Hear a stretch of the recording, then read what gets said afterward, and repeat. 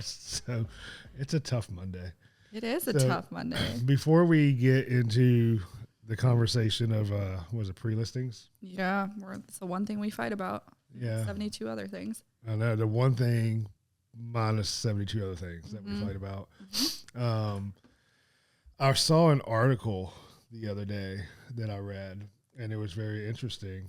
And it might have been from Hampton Roads. I don't remember. Or it might have been a national article. I don't care. I'm actually shocked you read it. I did. I read articles. I read. I'm well read. I mean, look at him. He's old. He reads. True. Yeah, I caught myself watching the Weather Channel the other day. Oh God. my God! But it was the hurricane, so it was hurricane stuff. I didn't even know the second one came through until I was seeing TikToks of the damage. Yeah. Oh no, mine was like my algorithm just went nuts. It was only hurricane BS like that, and it's probably because I was watching all of it. But anyway, back to your articles and. But it said that sellers are finding it easy to sell their homes without an agent since this whole lawsuit thing. They're finding it easy. Finding it easy. And they said because they can do the things they need to do, pay a couple $100 to have it listed on the MLS, pay a couple $100 for a closing attorney, and save themselves $30,000.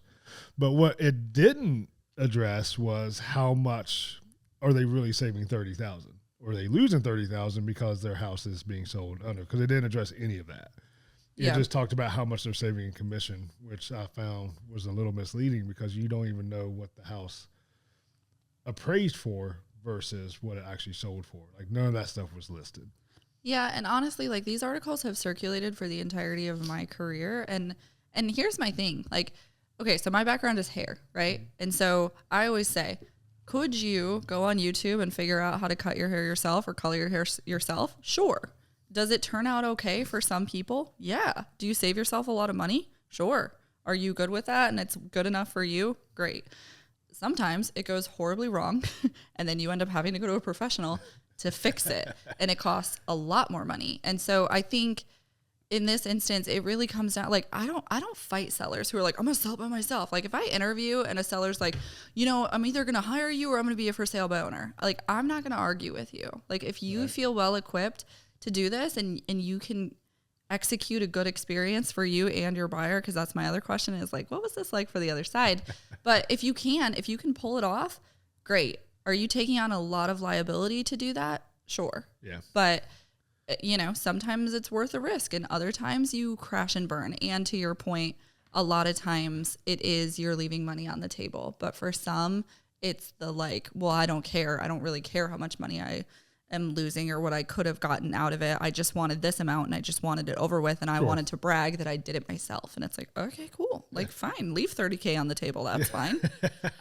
So yeah, those articles I always find interesting. And I guess I'm just the agent who's like, I'm not going to fight with you. Like if you want to do it yourself, do it yourself. I hope it goes well. Yeah. I mean, it's just like when people call and they price shop, right? Like I'm not gonna fight with you. This is our price. Like Courtney and Amanda, neither one of them do the whole, sales pitch on why, you should go with us. Like if all you're looking for is to save $50, then save $50. Go. Yeah. I mean, we're give busy. them a quote and then say, have a great day. Yeah. I don't like. Yeah. Good luck. Right. And I'm not gonna like talk crap to you or put you down. Yeah. Like it's just not really worth the energy at that point. And I think, we're all lucky in the sense that eventually after years of experience, you get to a point where you're like, hey, like you either want to, that's fun. Courtney, why don't you go check that out? See who that is. I'm She scared. could die, This Sidney. is You're the like, man. This is Don't you dare get out of your seat. You're the dude. Going. No, I like talking to people. Oh! We're not editing any of this How out. much editing are we prepared to do, Courtney? By the way, we are not editing any of this out. As we pause I'm not for even these, sure we're still plugged in after that. I know. So we want to talk about pre-listings. Awkward transition from Courtney almost dying. I know. I didn't almost die. Speaking of things that go wrong, let's talk about pre-listing. You came really close to knocking over all the cameras and lights. But she did it. I think we should give her some credit that she did it. I know. I caught myself. Look, She it's did. been a long weekend, y'all. Yes. I know. Yes. She got yelled at by teenagers, so. I got called an ugly B word. I didn't even scare them. That's the crazy thing. I was just walking by. That's so mean. I know. I'm going to cry for the third time today. It wasn't even me. There's I would like to go to Hallow Scream at Busch Gardens. Let's go. But that's the whole reason why I don't have any desire to actually go, because there's so much bullshit that goes on from the kids and stuff that go there. It's just my thing is like, who's your mama? Because if it's not worth me going to jail. Okay, right? To go to Busch Gardens. Like we have a chaperone policy now, which has helped a little bit, but now it's just the parents laughing at them whenever they do that. Yeah. Are you serious? Yeah. Oh my gosh! If that came flying out of my kid's mouth, have you not seen how? Oh hell no! What's going on with kids and parents? No. Yeah. Do we even have parents anymore though? Like this is what is interesting. We're to me. in the friend era. Of yeah. parents, like that's what it is. I think I blame gentle parenting though a little bit. Yeah. Like this is ridiculous, especially with little kids. We're getting off topic, but nonetheless, I agree with you. I don't think that there's parents anymore. Like, you are not being a parent. You're being their little buddy, and that's so ridiculous. Oh, one of the grow soccer up. games, this was a tournament, so this is travel teams. Mm-hmm. And Sunday's game, I wasn't there, but, my wife was like, the other team, and I guess the day before they got a ton of yellow cards for penalties, probably for running their mouth, because they just, I understand like trash talking is trash talking like during sports, but like what they were doing was just way over the line, and like the parents ain't stopping it, the coach ain't stopping it, and the ref didn't stop it. That's ridiculous. Like these are 15, 16, 17-year-olds that are going to act like this in their 20s and 30s because you're allowing it to happen at this level,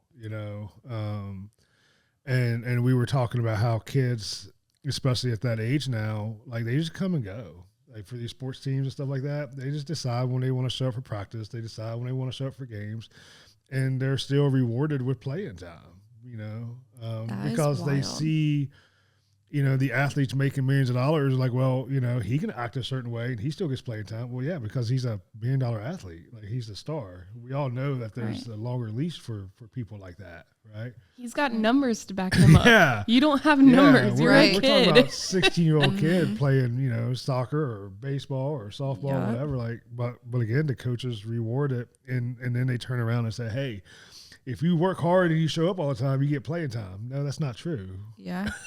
You're lying. That is interesting to me. And it's kind of funny because, like, I grew up playing a lot of sports, but I remember, like, there was such a level of respect for your coaches. And if you were ever disrespectful, like, you were punished. And the parents did not intervene. Like, the parents had so much respect for the coaches of, like, you do what you think you got to do. And it's even crazy, even, like...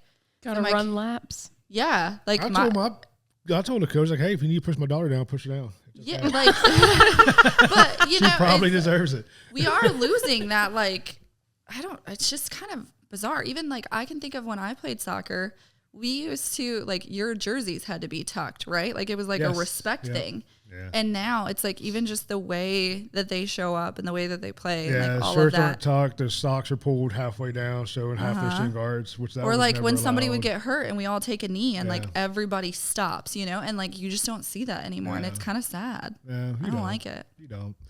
So pre-listing inspections. After a little tangent. Let's talk about things I also don't like. So why don't you like pre-listing inspections? And just for the record, they're not big in our area. I can count on, not. I don't know. I mean, if we do 100 inspections a month, we may get one that's a pre-listing, and that's like every third month, right? So it's not really a thing around here, despite best efforts. But so what's your argument for getting an inspection prior to listing a home? And that's what we're talking about, not the whole walk and talk. Some people call those pre-inspections too, and those are just that's not. So we're talking about someone coming in, inspecting the house before you list a home. Yeah.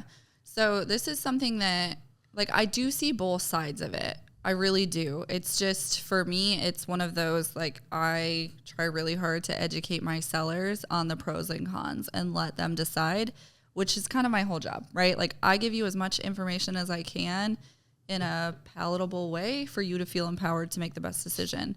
And it's funny because the president of the brokerage that I work for, Liz Moore, she actually created the No Surprises strategy when she came into the Richmond market. Yeah. She was the one who pioneered that. And so what the no surprises thing is that we, meaning me and the brokerage, we will pay for a pre-appraisal and a pre-inspection for the sellers for any listings that we get if they would like us to.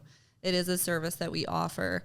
But again, the reason that I educate people on them is because when you get that inspection, then you now know of defects, which means you either need to fix them or disclose them. And for some people, they're not in a position to do that. They don't have the funds to fix it. They, don't have the time to fix it or the resources. And so, but then there's the other side of it where folks are like, well, it's going to come up anyway. And I'm like, sure, it's going to come up anyway, but you could be in a position where you can offer a credit instead, or we can find a vendor. We have time to find vendors who are willing to get paid at closing, knowing that there's a contract that's set to close in 2 weeks. Sure. So I think it comes down to that. And then what I see, which I really don't like either, is agents who are like, okay, well, we'll do a pre-listing inspection, but just don't send me the inspection report. Yeah, that happens. And it's like, okay, like I'm the professional here. And so that really, because the client is still supposed to disclose it. You still have a seller disclosure like if form. if you as the seller know of material defects that are not obvious to the eye, and you don't say something and you don't fix it prior to listing, like, because now the seller, you have proof once you closed that the seller failed to disclose something if the buyer or the buyer's agent finds out that there was a pre-listing inspection. And because that's the hardest part, right? Yep. When it comes down to lawsuits in real estate, is you have to have the ability to prove that the seller knew. And that's a very, very high bar to meet. Where is your proof that they actually knew about an issue? Yep. And now we have a paper trail because, as I tell agents, when they ask us to modify reports, it is a legal document. Yep. It is the only thing we have if we ever go to court to show that we said what we said. Yep. Pictures, words, all that stuff. So it is a legal document that we cannot change based off because they don't like something. Yes. And I think too, like from an agent standpoint, I, as an agent, have a higher duty to disclose, which is why a lot of agents are like, well, just don't show me the report. I just don't want to see it. And I'm like, that's a terrible way to go about it, especially because should shit hit the fan, this is going to bite you hard if there's a lawsuit and your client says, well, my agent told me just not to show them the report and we didn't fix it. And you're creating this nightmare of liability. And so for me, I tend to shy away from them, or at least I explain to people, here are the cons. Here's what you need to know.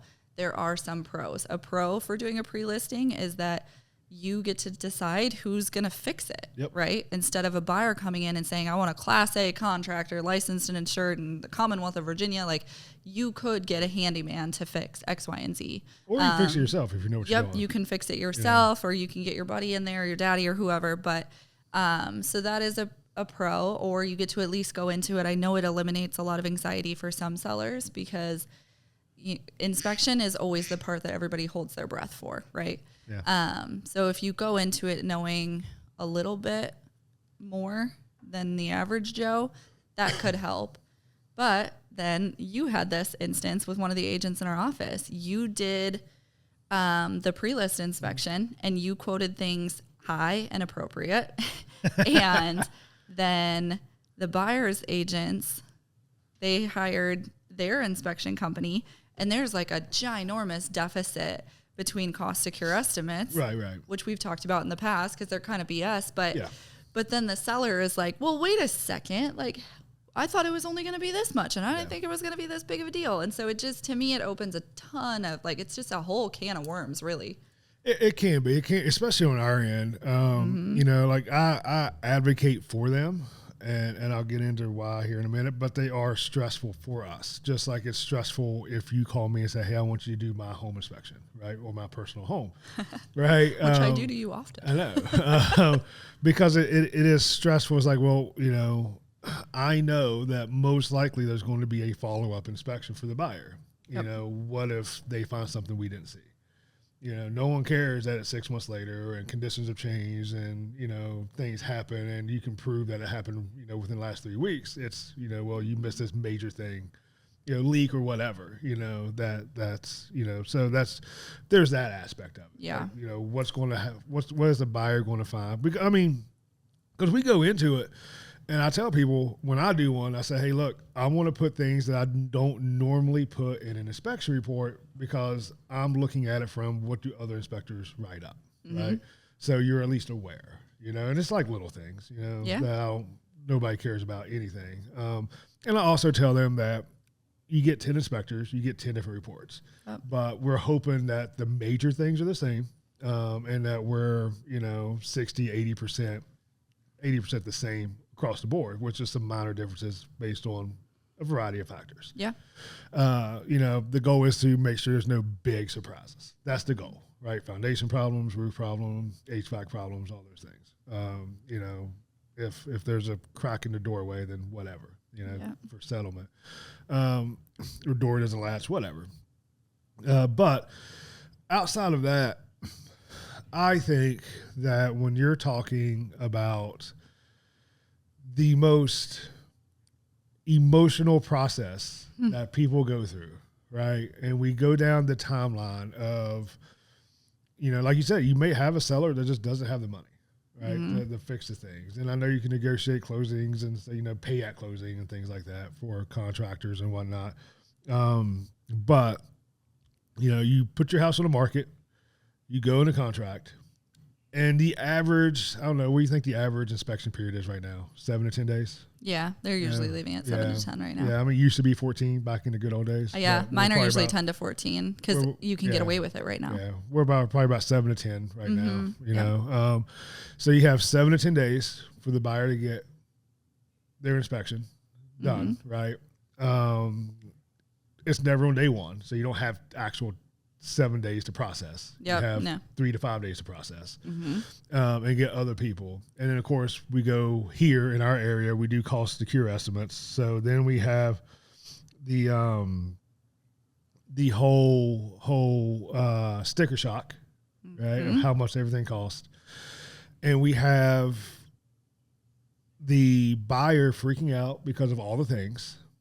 And now the seller gets the repair request or the negotiations, and they get how many days to respond? A week. A week. So you're making some a lot of times, high dollar amount decisions in a very condensed amount of time, and everybody's emotions are high at that point. Yeah. So then you walk away because the buyers and the sellers can't come to an agreement, or the buyers say, hey, it's just too much for us, right? Even if they fix certain things, it's just too much, right? Whatever. And then you don't get paid. The seller's agents don't get paid. You got to start all over again. The seller's lost a couple weeks on the market. You've pushed back however many weeks before you can close and collect a paycheck. I get paid, so it's whatever for me. And, I'm going to get paid twice because the buyer's going to call me again for the next inspection. Probably. I know. It must be nice to be a home inspector. You just come and drop bombs and you're like, see ya. So nice. Let's talk about all the reasons why it's nice. There's only one. So I think that's one of the biggest advantages is that, you try to eliminate some of that. If it's done properly, right? Like if we're playing the I Got a Secret game, then it's not being done properly, right?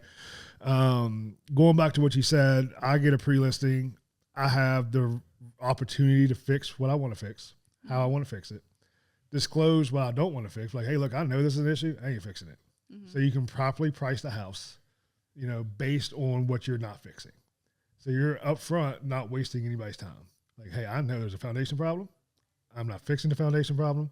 I have a quote for the foundation repair. Do you want the house or not? Yeah. Right. And then from there, once you go to market and you start advertising, you can actually use that pre-listing as a marketing tool. I've seen people sell it. So sellers will sell the whole report for $20 a piece, and they make some of their money back. Really? Yes. So there's a whole software program designed around this, right? Designed by home inspectors. and it's based for pre-listings. But what it does is you can upload just like on Zillow, but you upload all the things on the listing. Yeah, like a supplement. Yep. Okay. And they have an opportunity, or you just do it on your own. Like, hey, we have a pre-listing. Happy to share it with you. Mm-hmm. If the buyers want to buy it. Yeah, the agents do that sometimes.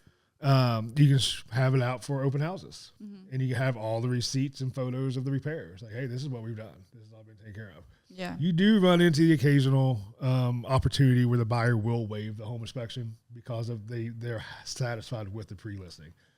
I don't advise it. Things change. Inspectors,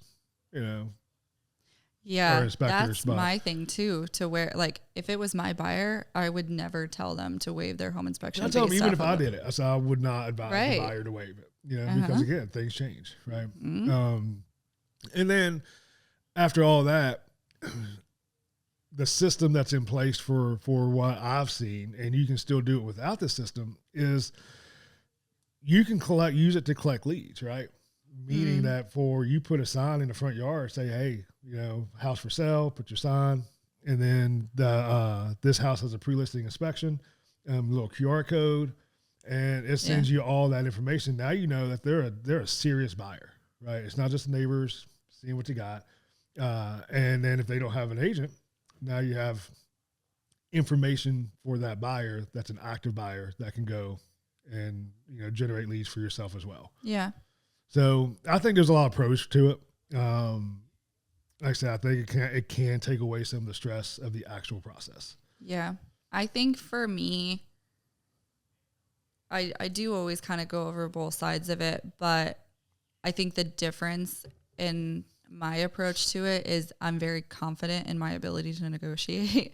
And so for me, I mean, it's pretty rare that a contract ever terminates for my experience, because there's always a way to creatively figure out how to make things work for both parties.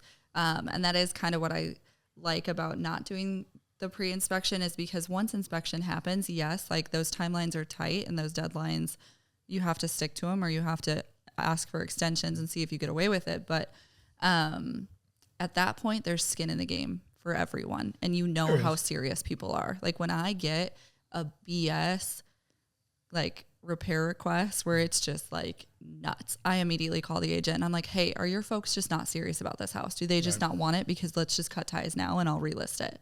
And they're like, no, they are. And I'm like, okay, then let's be realistic. Like, because this is absurd. Like, we're not fixing 72 line items. So let's try again with a more realistic approach here.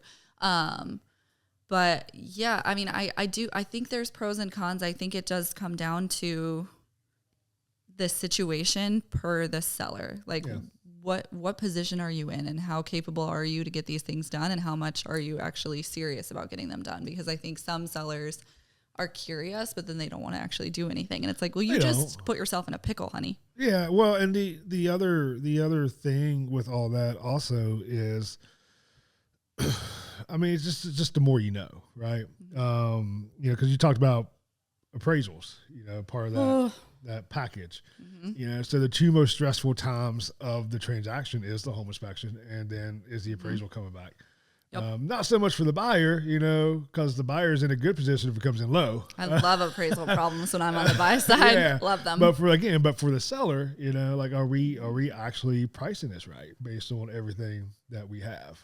So like I said, I just think it really takes some of that emotion and stress, could take some of that out of it by knowing these. And then how many times do you see somebody come in, especially with an agent, and the agent says, yeah, you should paint this room, you need to fix that, remodel the kitchen, blah, blah, blah, blah, blah. It goes to market. It's like, hey, you got $25,000 worth of crawl space stuff. I mean, I did one a few weeks ago, and the cost came back it wasn't remodeled, but the point stands is that it was $9,000 for the roof, $15,000 for the crawl space, all the things in the crawl space, and another $4,000 for ductwork and HVAC work, right? All actual quotes, not our made up quotes, but actual quotes from the contractor. No. So we're at almost $30,000. And imagine if they said, well, we don't have that because all of our money went into paint and floors and a modeled bathroom or kitchen or whatever that they spent. And now it's like, well, what do we do? Because those problems aren't going away, right? Yes. And this is where I think agents need to be really, really careful. And again, I say it all the time and I just will for the rest of my life, but who you hire matters. Yeah. And so like, I'm very honest with my folks when I come in of like, look, like if you've got a purple bedroom, like we got to paint it. Right. But I'm trying to do the least. I want you as the seller spending the least amount of money to get your house ready to go. Sure. And then we're going to lipstick on a pig situation, right? We're going to come in with staging and a really bomb ass photographer and like, we're going to market the heck out of it and like do X, Y, and Z. But it would be a cold day in hell before I tell you to renovate your kitchen because you don't know what's on the other side of repairs. And I think same with pricing a home, right? Like appraisal issues shouldn't really be a thing if you've got an educated agent. Your agent should be able to tell you what this house is worth and give you enough data to feel confident in it. And, you know, my thoughts on pre-listing appraisals are probably for another day, but I do think it comes down to make sure that you hire somebody good. And even like me as an agent, if I'm walking through your house and I can see signs of foundation damage, like I'm going to bring it up to you, right? And be like, hey, it looks like you got, it's like crumbling here and you've got like gaps that are huge. Like what's going on here? Yeah. Do you know what this is? But unfortunately, there's just not a ton of agents that see that or know what they're looking at. Which is why then people are reading and writing those articles that are like, well, I did it myself and it was fine. And it's like, okay, like if you haven't experienced somebody very, very good at what they do, then and our industry is unfortunately oversaturated with folks who don't take it seriously and who don't know what they're doing. I mean, I got an email from an agent, broker, super smart. And he said, hey, what do you think's causing this? And he went to a client that wanted to list their house and they had some engineered floor joist different. They're the way that they're done isn't how we normally do them here, but they're popular in Canada and in the UK, right? Just these specific types of engineered floor trusses. And he says there's so much settlement cracking like throughout. And then he told me they also have a water bed. Cause I was like, how old's the house? He's like 2000, like 2002. Yeah. Like, yeah. It's like, and he's like, they had a California King water bed. Oh, and I'm like, I didn't know that was still a thing in the 2000s. Right. Yeah. And when you factored up how much weight was added, you know, like that was a thing. That's what caused the joist. And he ended up calling somebody. He's like, yeah, it's just not made for that weight. He's like, it's probably not get any worse, but it's going to be a problem, right? So they immediately drained and removed it. But again, that's just the difference between an agent who recognized like this is going to be an issue at the inspection, right? This is going to be an issue for buyers to walk in and see. Like even if you patch it and all the things, like this is still come back. a thing, right? Versus, and again, he pinpointed what the issue was most likely was, right? Just looking for verification or second opinions versus an agent like, oh, well, just paint it. Hey, we're good. You know, well, it's kind of funny because, you know, I do a lot in new builds and that's one of the questions that I ask, especially when we're doing like loft spaces or rec rooms and stuff is like, are you putting in a pool table? Do you have a piano? Yeah. What are you putting in this room? Because it does affect how 50, we build your 50 house. gun safe, you know, like literally. All those things. Yeah. There's anything huge like that. We got to know. Yeah. Yeah. So dang. You and your grandma's waterbed over here. Oh, My grandma actually did have a waterbed. I loved that thing. Oh yeah, I mean we had one when I was a kid. Yeah. You know, what possessed Courtney, humans? He wasn't born. She's like, what are you talking about? But what did possess us as a human race to be like, I want to sleep on a bubble of water? Yeah, like, what could possibly go wrong? Right, especially when it pops. Do you only can think about the scene in Edward Scissorhands? Oh, that's it. That's the only thing that I know that has a waterbed. I feel like insurance companies would have a heyday with that now. They'd be like, oh, hell no. Are we letting you have a waterbed? Yeah. Oh, yeah, that's a bad idea. That's a terrible idea. Yeah. 80s were a great time. What a time to be alive. That's right. That's right. So, I mean, at the end of the day, like I said, there's pros and cons to it. do I wish there was more pre-listing? Sure, because that doubles up our business. Yeah, I bet you're a big fan of them. Yeah, exactly. But again, we've also seen time and time again, even with my own wife, who's the realtor, I'm like, and I've told her, like, yeah, well, I mean, maybe if you would have had a pre-listing, that would have been a surprise. And you can imagine what I get told after that. Yeah. I mean, why wouldn't she? Don't you give your wife free home inspection? Yes. Oh, that's nice. No, I charge her twice as much. She's difficult to work with. I believe that. Yeah. But I mean, like I said, time and time again, we've seen where, like, man, if someone were even just the crawl space. Yeah. Like, hey, if you don't want to do the entire thing, because I get it, right? Like, throughout the house, you live here, you use the kitchen every day. Like, we don't need to be inspecting the stove and the refrigerator and all those things.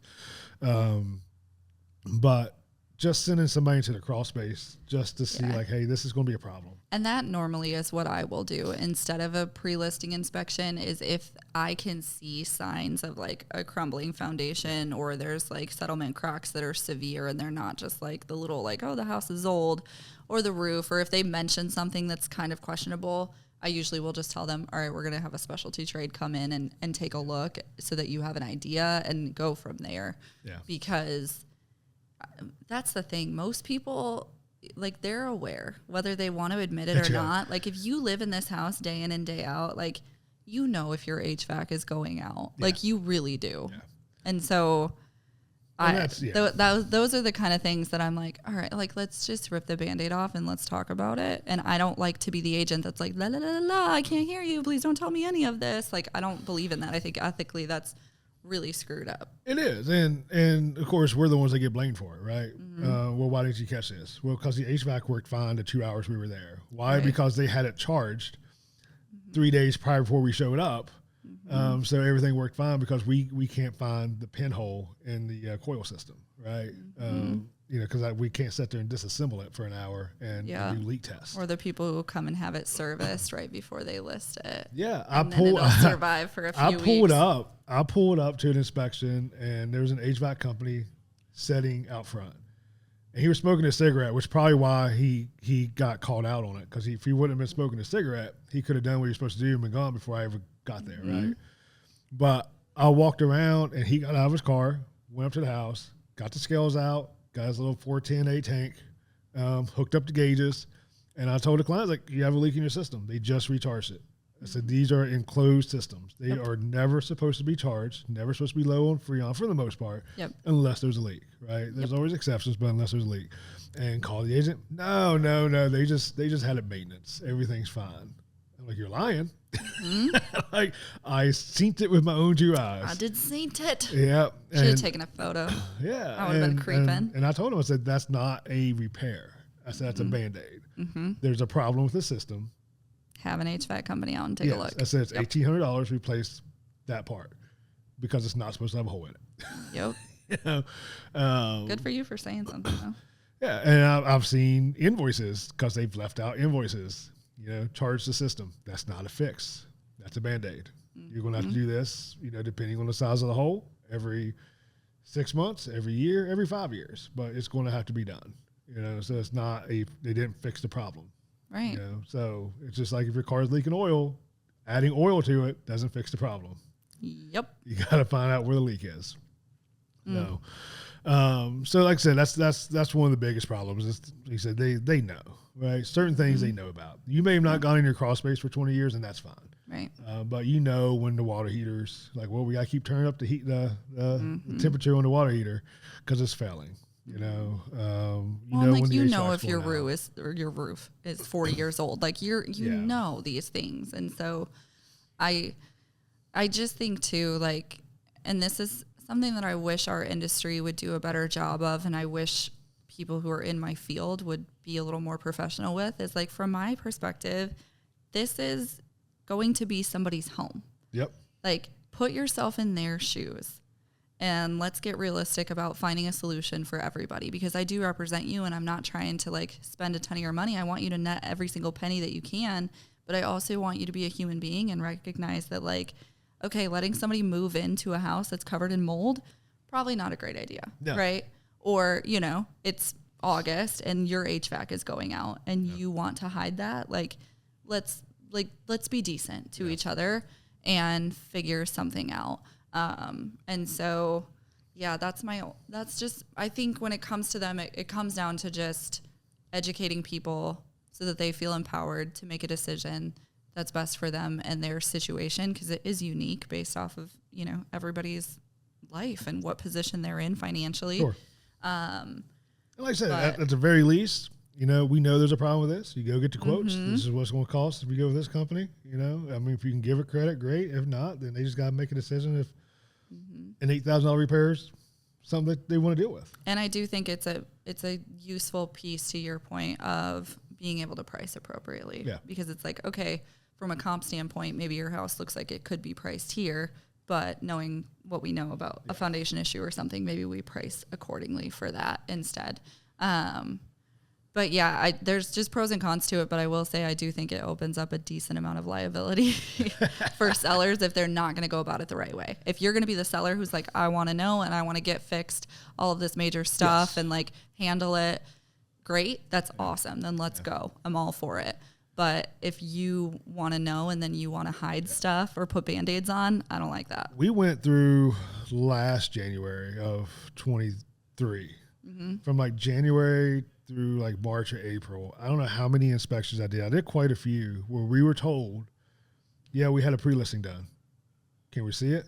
No, there's nothing on there. And every last one of them had a minimum of $15,000 to $20,000 worth of problems in the crawl space. Why brag that you have a pre-listing inspection if you're not going to share it? Right? That's a red flag. That is a red flag, right? That's weird. Yeah, and that goes back to ethics, right? Mm-hmm. Oh no, because they were legit told nothing was on it, everything's fine, and it irritated me because you just wasted everybody's time and money. Yeah. Time and money when this could have just been prevented. And you could have just priced it the right way. Hey, this is really just an investment property. Right. Because of the special. Yeah. Because it was legit. One of them, the entire foundation had to be redone. It's you can't tell me that wasn't on the inspection report. Mm-hmm. You can't. This isn't just something that was just hidden, or whatever. This wasn't a tight crawl space, so every inspector can fit in here. So you're, to your point, why are you telling me that there's a report, but you don't want to share it? Red flag. That's a red flag. So I think you're right. It comes down to what you want to do with it. If you're willing as an agent and you're willing as a client or a seller to actually do the right thing, and whether disclose or fix it or do whatever, and you want to know, then make it a little bit smoother, then go for it. Yeah. But if you're going to do some of the shady stuff, then you're right. It does open up to liability because we have a paper trail now. And this is what I tell my clients is exactly that conversation of hey, if we're going to do it the right way and we're going to do it ethically, fine, let's go. I'm all for it. I'll pay for it, right? That's part of what I offer. But, I do have a very frank conversation with them of even if we don't do a pre-listing and something comes up that's a true defect to this house, I just tell them, I'm look, sorry, honey, but this, we can terminate this contract, but this is going to keep coming up. Yes. So you either fix it for these guys, you terminate, you fix it so we can relist, or you're going to fix it for the next ones. This is not something that you can weasel your way out of. And it's the reality. Yes. I don't know why you think you deserve $150,000 in equity with an HVAC that you keep charging or whatever, come on, be so for real. You can stomach a little bit of money here to be decent and to not be shady. Yeah. Yeah. Well, real estate. Yeah. Well, at the end of the day, like I said, I think you got to make your own decisions on what you want. Let's be honest about it and do the right thing with it. Yeah. Because yes, our contract states that we will only share it with you as the client, whether you're a seller or buyer. But when the court subpoena comes in, we don't have much of a choice. You don't. That point. You sure don't. We've got to turn all that over, as that's called discovery. Mm-hmm. And they will. They will subpoena that if they find out. Yeah. So, and don't think we haven't gotten a phone call saying, hey, we heard that you did an inspection on this house. Yeah. We sure did. Was this in there?